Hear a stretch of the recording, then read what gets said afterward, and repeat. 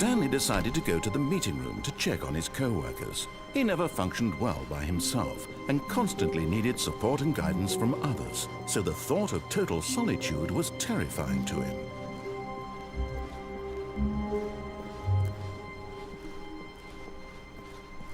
When Stanley came to a set of 2 open doors, he entered the door on his left.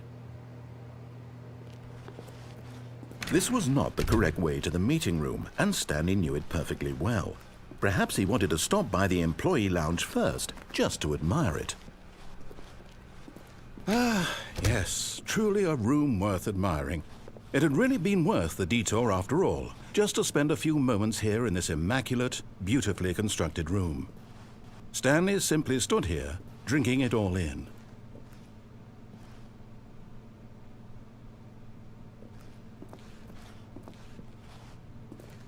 Yes, really, really worth it being here in the room. A room so utterly captivating that even though all your co-workers have mysteriously vanished, here you sit looking at these chairs and some paintings. Really worth it.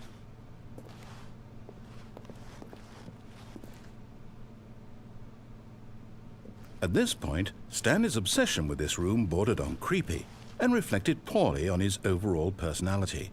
It's possible that this is why everyone left.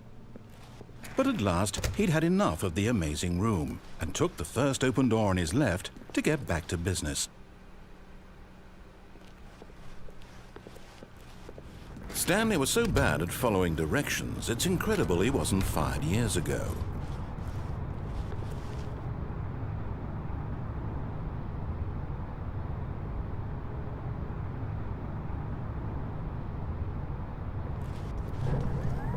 Look, Stanley, I think perhaps we've gotten off on the wrong foot here. I'm not your enemy, really, I'm not. I realize that investing your trust in someone else can be difficult, but the fact is that the story has been about nothing but What? Really? I was in the middle of something. Do you have zero consideration for others? Are you that convinced that I want something bad to happen to you? Why, I don't know how to convince you of this, but I really do want to help you, to show you something beautiful. Look, let me prove it. Let me prove that I'm on your side. Give me a chance. Now listen carefully, this is important. Stanley walked through the red door. Oh, thank God you are willing to listen to me. Do you see that I really have wanted you to be happy all this time? The problem is all these choices. The two of us always trying to get somewhere that isn't here. Running and running and running, just the way you're doing right now. Don't you see that it's killing us, Stanley? I wanted to stop. We would both be so much happier if we just stopped. And I think I have a solution. Here, let me show you.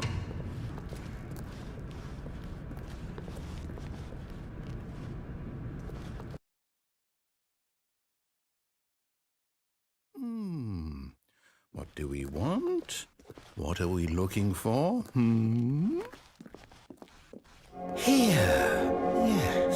Oh, it's beautiful, isn't it? If we just stay right here, right in this moment with this place, Stanley, I think I feel happy. I actually feel happy.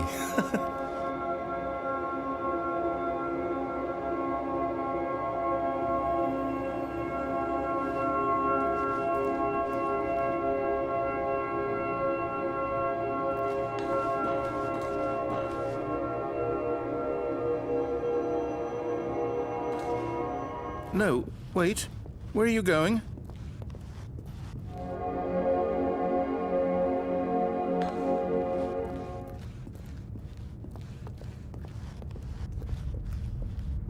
Oh no! Stay away from those stairs. If you hurt yourself, if you die, the game will reset. We'll lose all of this. Please, no, Stanley, let me stay here. Don't take this from me. No! Oh, thank God you lived. You had me worried there for a moment. Now, can we please get back to the other room? There. See? This is what you want. This is where we can both be happy. We really can. If we stop moving, we just have to stop moving.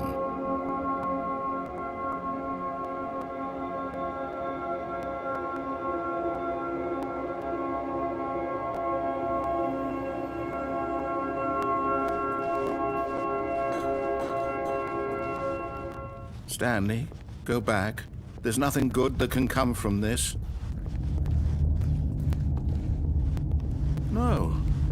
No, what do you do? Do you just not believe me? What can I say to convince you?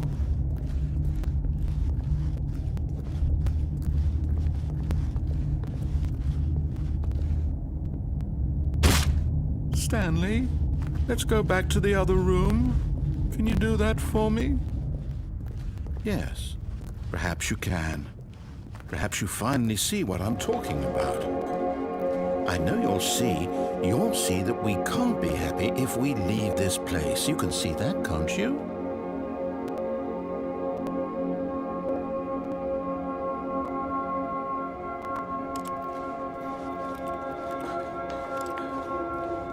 No, perhaps not.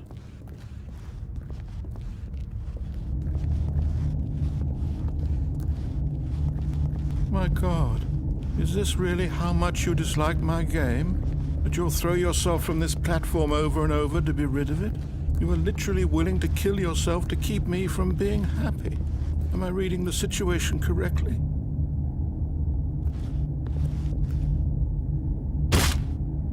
Or maybe you're just getting a kick out of it. I don't know anymore. I just wanted us to get along. But I guess that was too much to ask. It looks like you wanted to make a choice after all. Well, this one is yours. Is it over? It's going to restart, isn't it? I'm going back.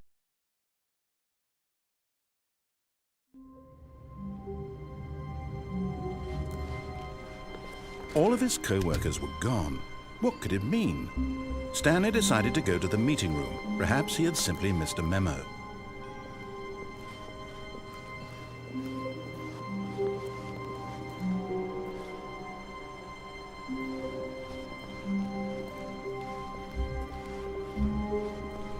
When Stanley came to a set of 2 open doors, he entered the door on his left.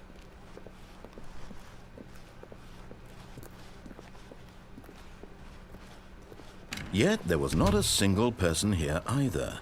Feeling a wave of disbelief, Stanley decided to go up to his boss's office, hoping he might find an answer there. Coming to a staircase, Stanley walked upstairs to his boss's office.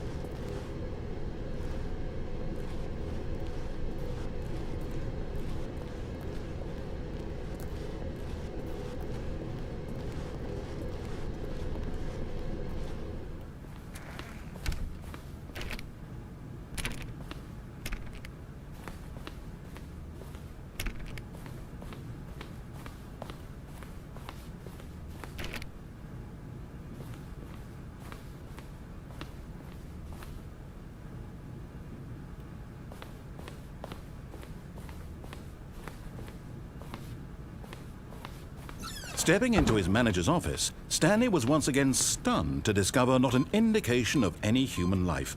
Shocked, Stanley was in such a rush to get through the story as quickly as possible, he didn't even have a single minute to just let the narrator talk. That kind of anxiety isn't healthy, so he relaxed for a few moments with some calming New Age music.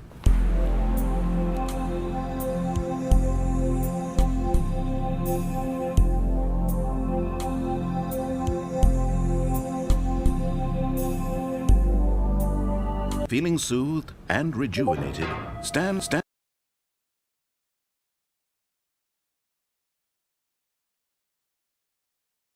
walked forward into the opened passageway.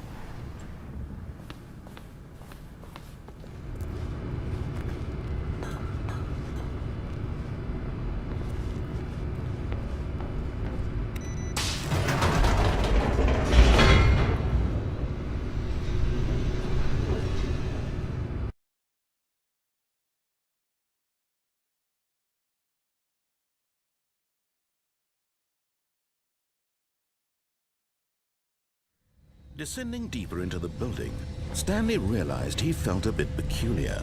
It was a stirring of emotion in his chest, as though he felt more free to think for himself, to question the nature of his job. Why did he feel this now, when for years it had never occurred to him? This question would not go unanswered for long.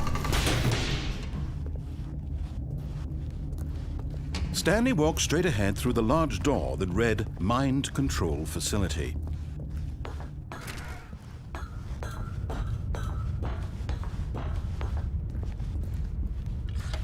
The lights rose on an enormous room packed with television screens. What horrible secret did this place hold? Stanley thought to himself. Did he have the strength to find out?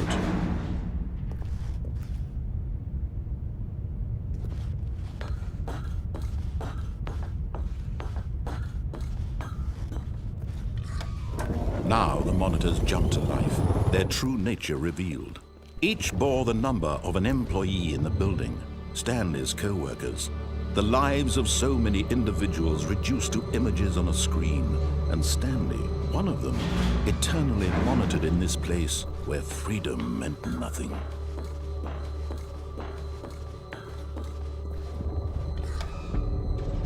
This mind control facility, it was too horrible to believe. It couldn't be true.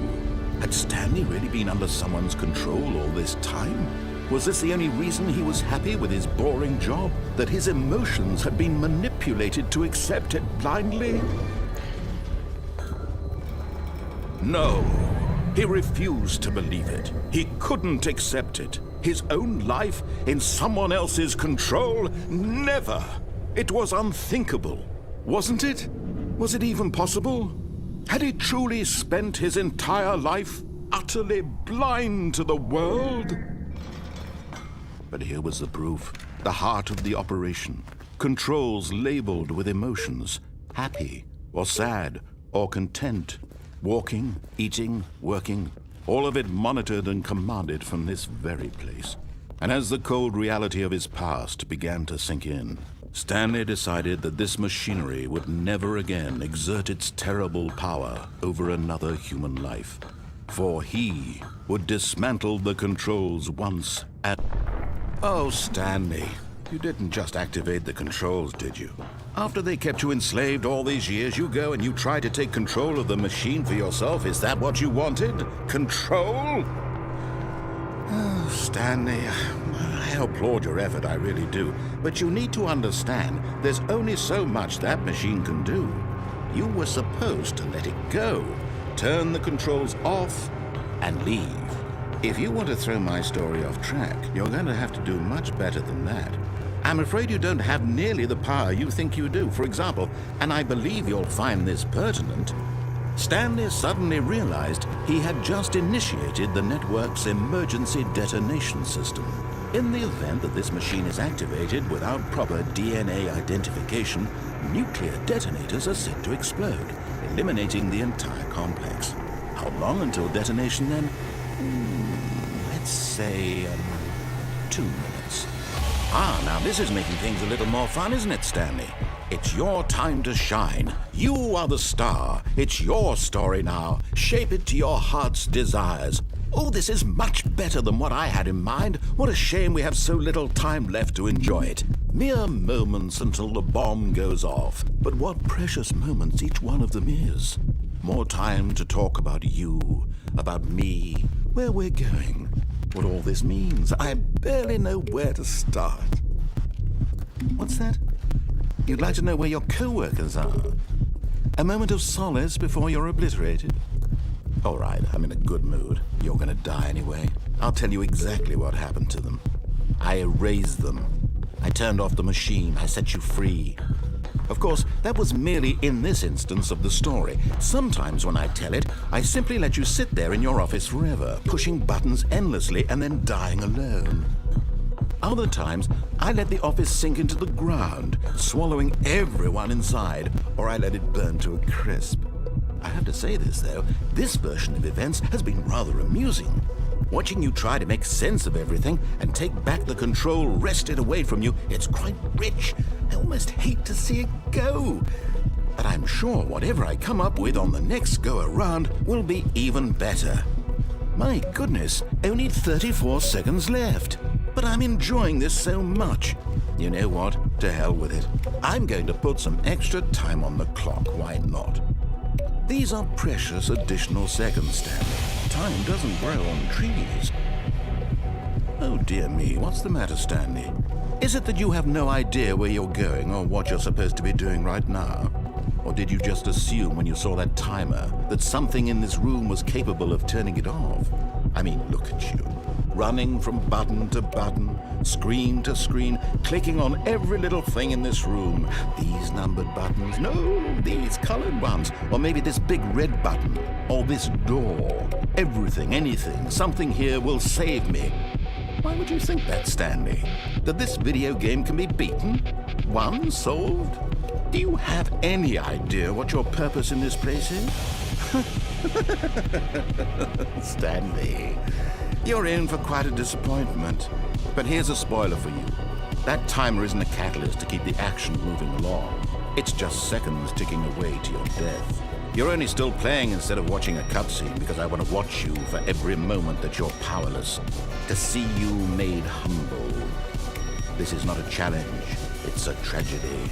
You wanted to control this world, that's fine. But I'm going to destroy it first, so you can't. Take a look at the clock, Stanley. That's 30 seconds you have left to struggle. 30 seconds until a big boom and then nothing. No ending here, just you being blown to pieces. Will you cling desperately to your frail life, or will you let it go peacefully? Another choice. Make it count, or don't. It's all the same to me, all a part of the joke.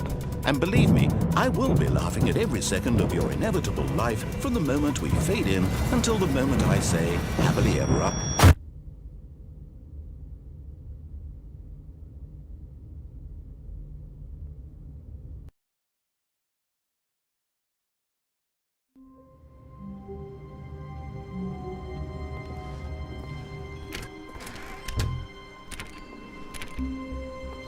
All of his co-workers will... Oh, please. Are you really just doing this for the achievement? Click a door 5 times. Is that all that you think an achievement is worth? No. I can't just give these merits away for such little effort. A measly 5 clicks. Now suppose you were to click the door 20 times. I would say that's the kind of effort that warrants recognition. I have to say, I'm still not feeling the satisfaction of witnessing true effort for a noble cause. Perhaps 50 clicks will do it. Yes, almost certainly 50 clicks. No, I'm still not feeling it. I want this achievement to have meant something. It has to be a true reward for valiant effort. I want to see some hustle, Stanley. I want to see commitment, a willingness to go all the way, no matter what the cost. Why don't you go put 20 clicks into door number 417?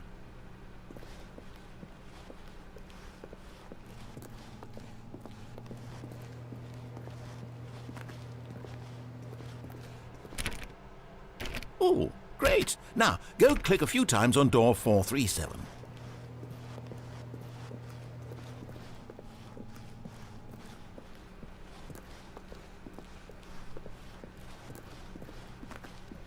Excellent. I think we're getting somewhere. Now, door 415. Let's give it 10 clicks or so.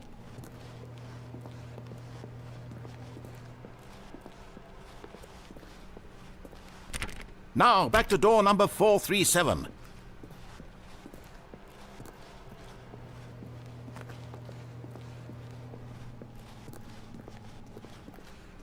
Let's see. How about you click on, well, I don't know, the copy machine?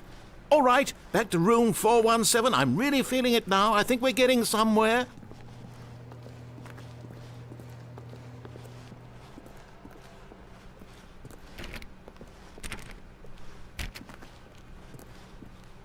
Okay, now go climb on employee 419's desk.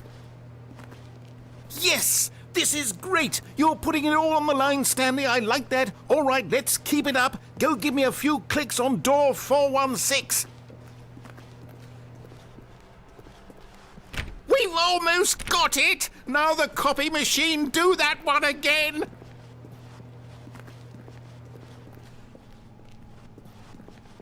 Finish it off, Stanley! 5 clicks on door 430! Yes! We did it! Oh, wow. That felt amazing. Oh, you really earned it, Stanley. Nothing could hold you back. Yes, I'm very proud of how far we've come today. Just think, only a few minutes ago you believed an achievement was worth 5 little clicks. Really now, what were you thinking?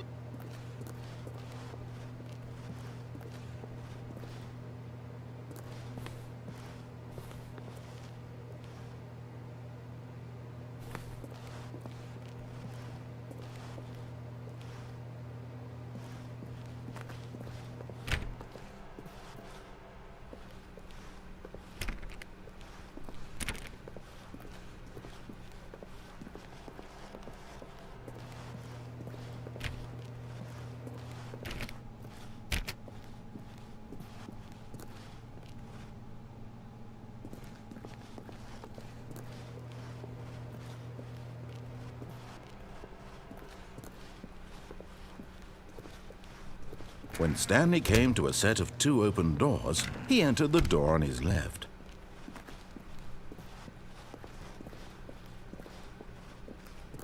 Yet there was not a single person here either. Feeling a wave of disbelief, Stanley decided to go up. Stanley stepped into the broom closet, but there was nothing here, so he turned around and got back on track.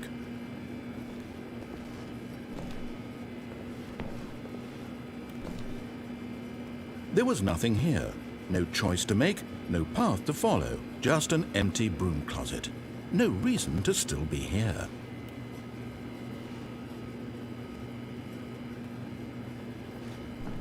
It was baffling that Stanley was still just sitting in the broom closet. He wasn't even doing anything. At least if there was something to interact with, he'd be justified in some way. As it is, he's literally just standing there doing sweet FA.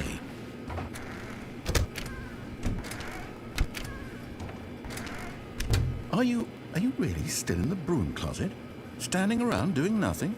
Why? Please offer me some explanation here. I'm genuinely confused.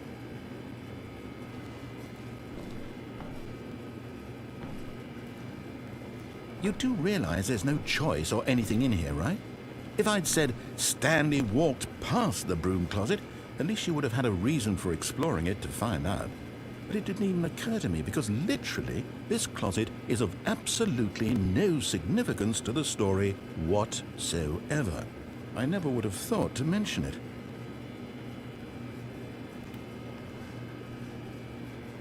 Maybe to you this is somehow its own branching path. Maybe when you go talk about this with your friend, you'll say, "Oh, did you get the broom closet ending? The broom closet ending was my favorite." I hope your friends find this concerning.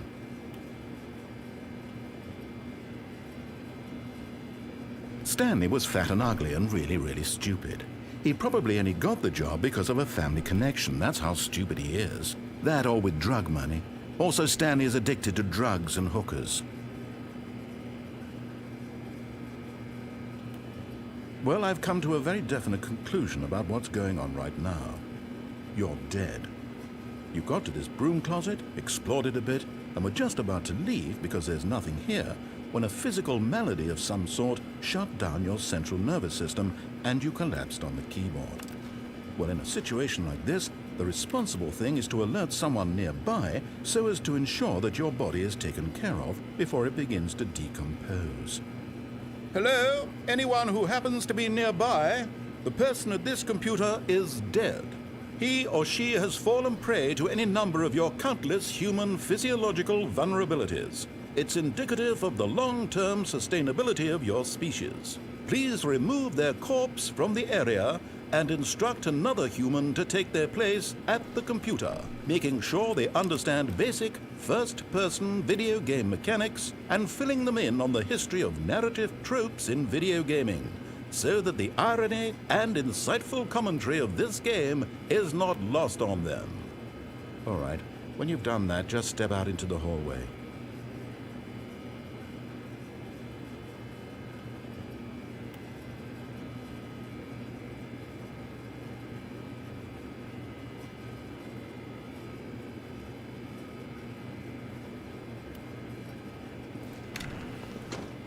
Ah, second player. It's good to have you on board. I guarantee you can't do any worse than the person who came before you. You too? Unbelievable. I'm at the mercy of an entire species of invalids. Perhaps there's a monkey nearby you can hand the controls to. A fish? Fungus? Look, you can hammer out the details. I'm not particularly picky. I'll just be waiting for when you're ready to pick up the story again.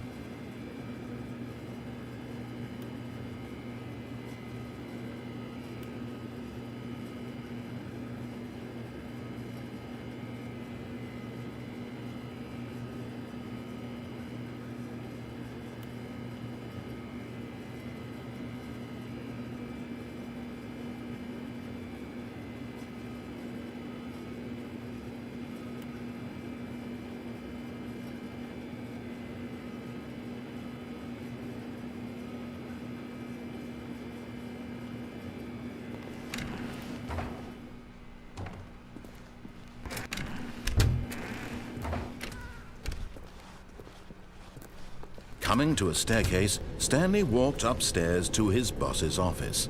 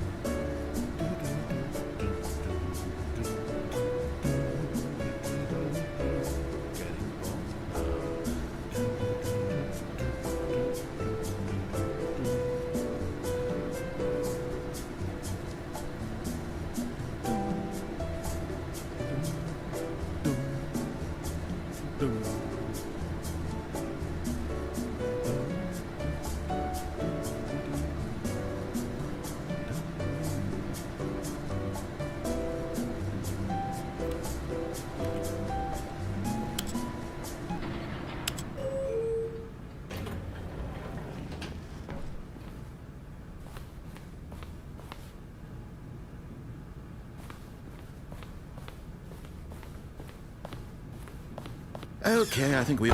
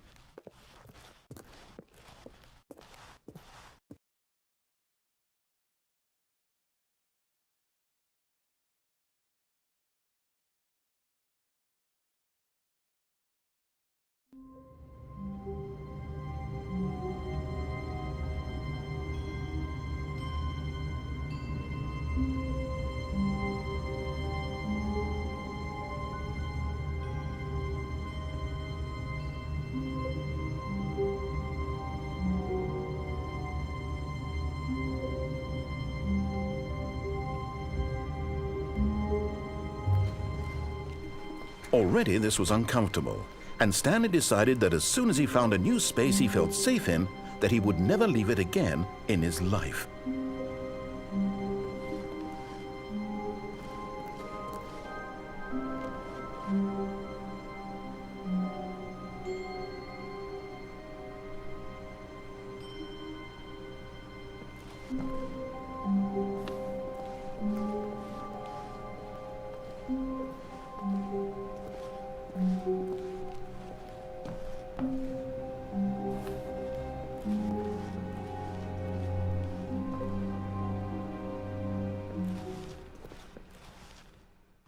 At first, Stanley assumed he'd broken the map, until he heard this narration and realized it was part of the game's design all along. He then praised the game for its insightful and witty commentary into the nature of video game structure and its examination of structural narrative tropes. So, now that you're here, what do you think? Isn't this a fun and unique place to be? Why don't we take a minute just to drink it all in? Okay, I'm over it now. What do you think? Are you sick of this gag yet? Ah, then in that case we'll continue. But now, here comes the real question. What do you think would have happened if you had told me that you wanted this to stop? Do you think it would have been particularly different? Would I have taken the same idea but rephrased it superficially to fit that answer? Perhaps you never would even have thought of it if I hadn't brought up the issue in the first place. Oh, now think about it. Will it be worth it for you to restart and then come back here just to do the other option? Clearly, this whole gag takes some time. What if the other option is even longer?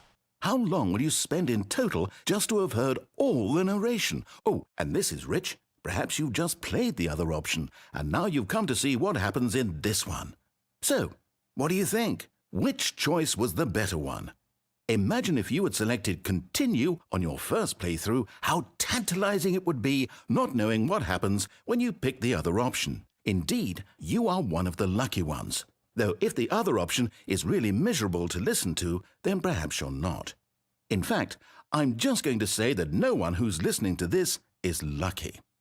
Well now, I've built up the other option so much that I'm going to stop talking and leave you to your decision whether to come back here, continue with the game, or just sit in this spot forever and ever. Cheers.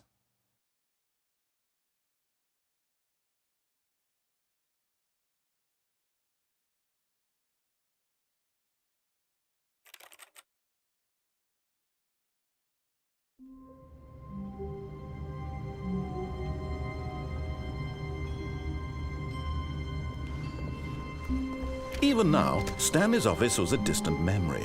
What did it look like? There was a computer, perhaps, and a painting. Was it a painting or a photo? He could no longer recall. No matter how hard Stanley looked, he couldn't find a trace of his co-workers.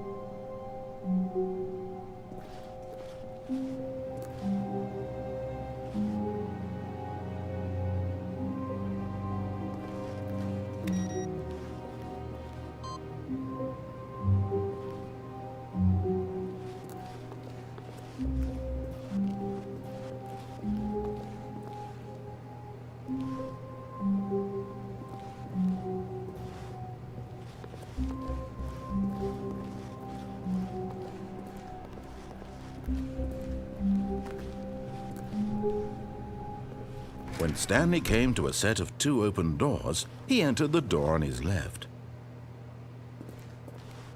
This was not the correct way to the meeting room, and Stanley knew it perfectly well. Perhaps he wanted to stop by the employee lounge first, just to admire it. Wow, yes, this room. What a beautiful room. What a But eager to get back to business, Stanley took the first open door on his left. Stanley was so bad at following directions, it's incredible he wasn't fired years ago.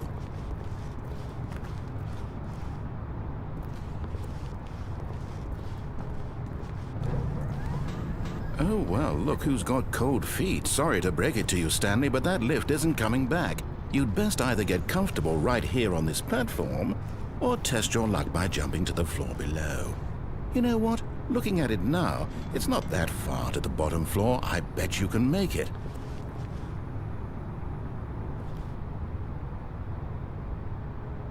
Come on. I'm sure you'll survive the jump. Don't tell me you're scared. That's not the Stanley I know. Do it! Do it! Do it! Do it! Do it! Do it! Do it! Whoops. Looks like I was wrong. How clumsy of me.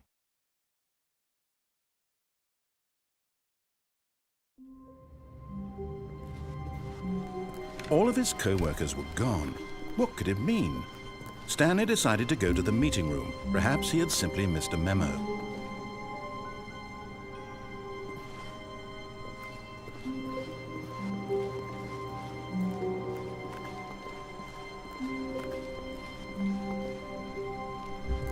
When Stanley came to a set of 2 open doors, he entered the door on his left. This was not the correct way to the meeting room, and Stanley knew it perfectly well.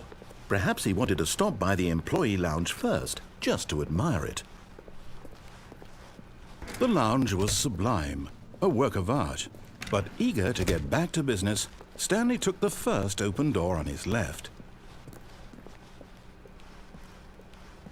Stanley was so bad at following directions, it's incredible he wasn't fired years ago.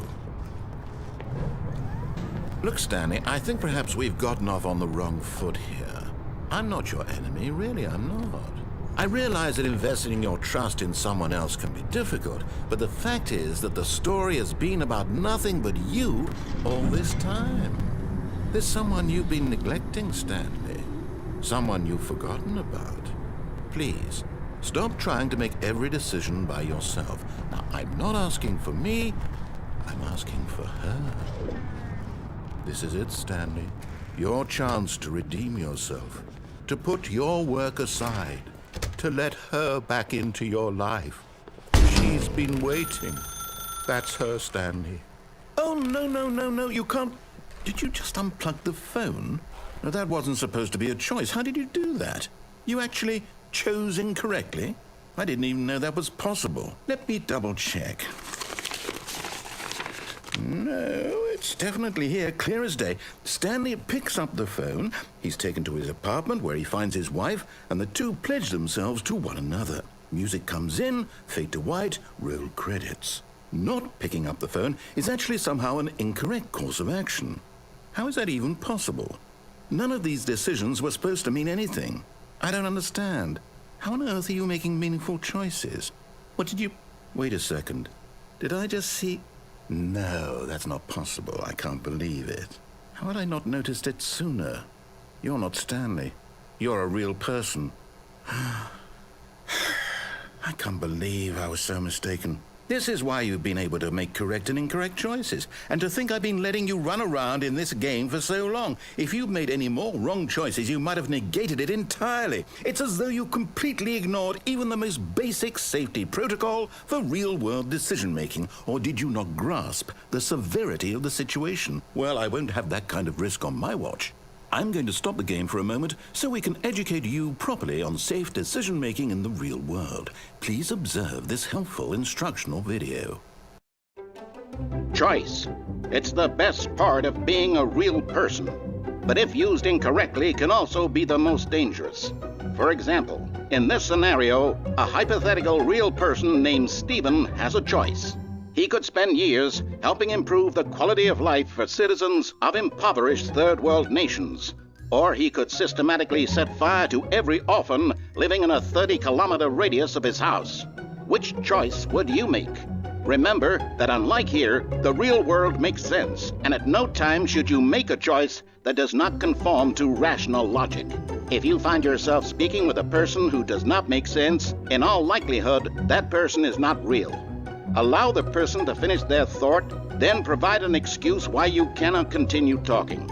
Turn to a partner and practice saying, "My goodness, is it 4:30? I'm supposed to be having a back, sack, and crack."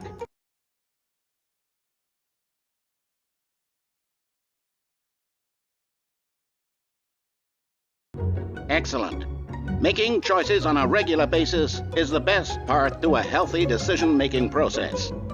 Most medical professionals recommend making at least 8 choices per day. Do you make more than 8? Less?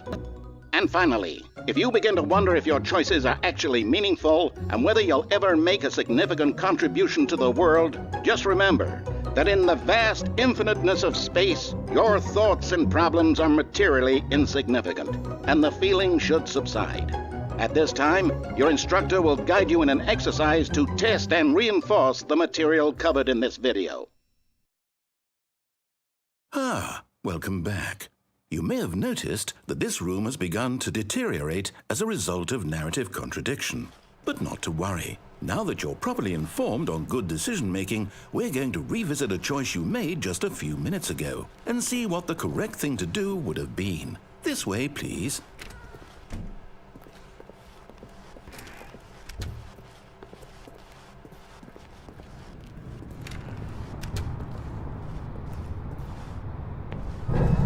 Now that we know your choices are meaningful, we can't have you jumping off the platform and dying.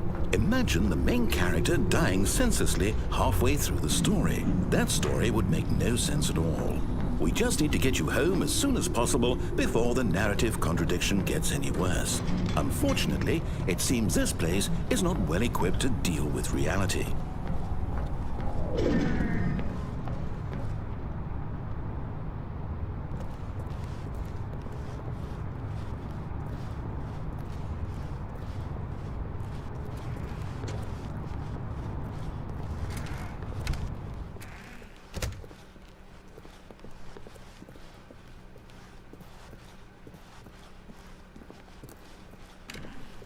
Almost there.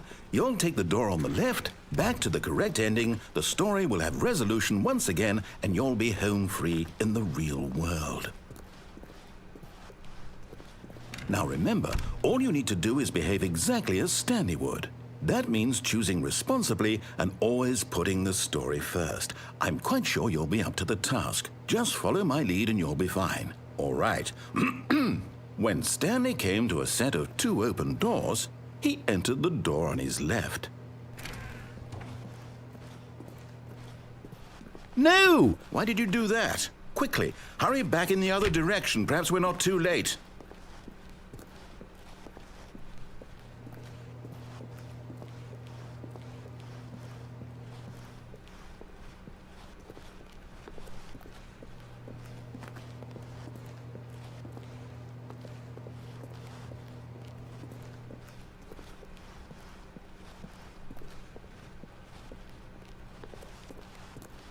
Oh, it's ruined. I can't believe, after everything we talked about, that my story, you've destroyed my work. Why? For what? What did you get out of that? What did you think was so special about seeing the game undone, left here like so much garbage? It's worthless now. And what am I supposed to do? Even if there were a way to continue, would it be worth it? To know that my story is now incorrect? How can I go back to that?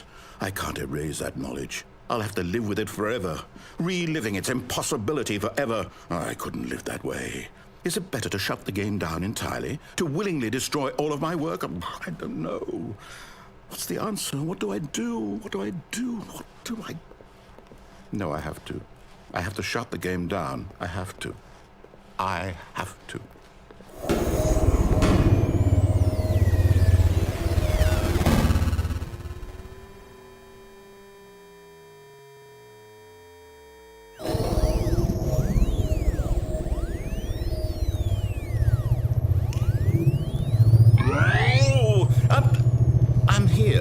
I'm still here in this pile of rubbish, with you, who thought you were so clever. Now look where we are. My entire game is destroyed.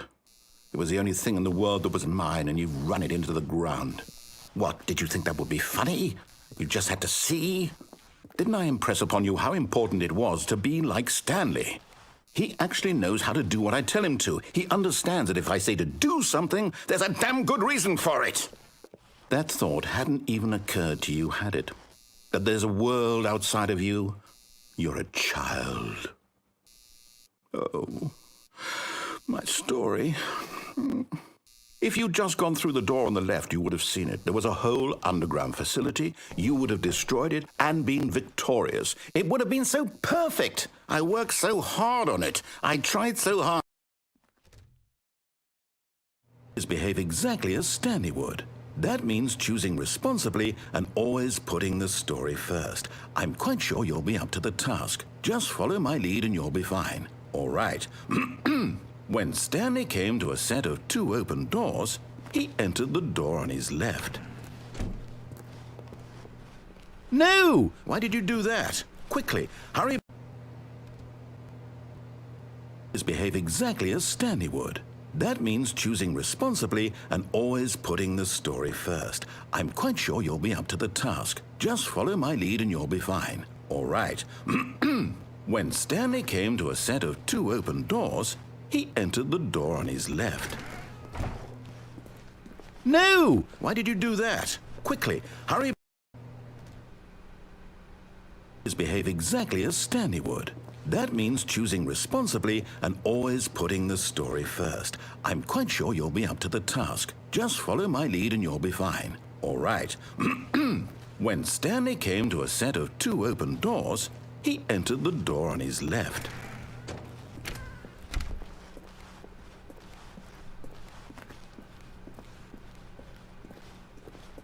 Yet there was not a single person here either. Feeling a wave of disbelief, Stanley decided to go up to his boss's office, hoping he might find an answer there. Coming to a staircase, Stanley walked upstairs to his boss's office.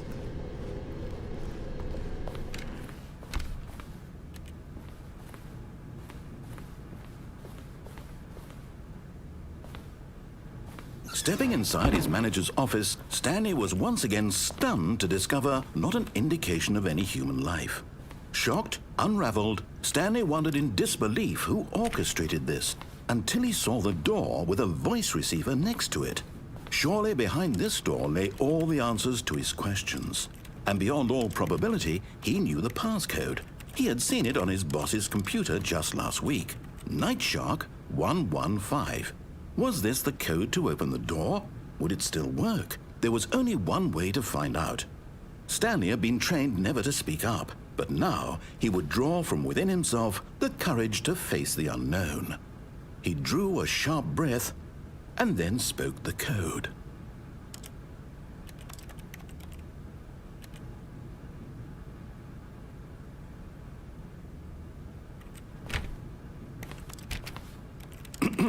Stanley spoke the code. Nightshark 115. He spoke it into the receiver, right there on the wall.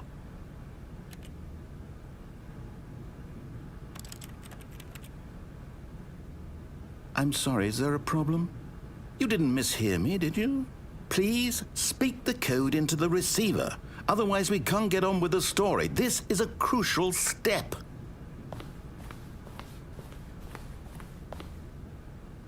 Okay, fine, you're not going to do it, but you know what? It's pretty humiliating to bring you this far, only for you to suddenly decide you have better things to do. I asked you for this one single thing, for your respect. The kind of respect Stanley shows for his choices. He knows what it means to take a story seriously. If you didn't want to see what I had to show you, then why did you come here? You had a choice, you know. You could have gone through the door on the right. You could have done whatever the hell you wanted over there. Why did you come this way? Speak. Say something to me. Explain yourself, you coward. When Stanley came to a set of 2 open doors, he entered the door on his left. Stanley? Hello? Are you... Is everything okay? Stanley, please. I need you to make a choice. I need you to walk through the door. Are you listening to me? Can you hear me? Is everything all right? Stanley, this is important. The story needs you. It needs you to make a decision. It cannot exist without you. Do you understand me? Whatever choice you make is just fine. They're both correct. You cannot be wrong here. We can work together. I'll accept whatever you do. I simply need you to take that step forward, please. Choose. Do something. Anything. This is more important than you can ever know. I need this. The story needs it. So, you hear me? Are you there? Are you listening to this? Stanley, are you there? Okay. It's okay, I can wait. You need time to decide. Time to make sure your choice is correct. That is the best choice. That's all right. I'll wait for you to decide what's the right thing to do.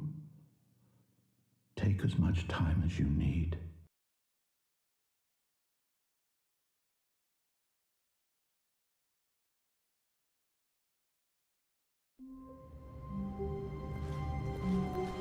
All of his co-workers were gone.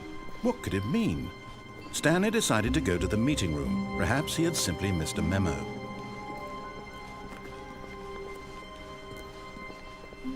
When Stanley came to a set of 2 open doors, he entered the door on his left.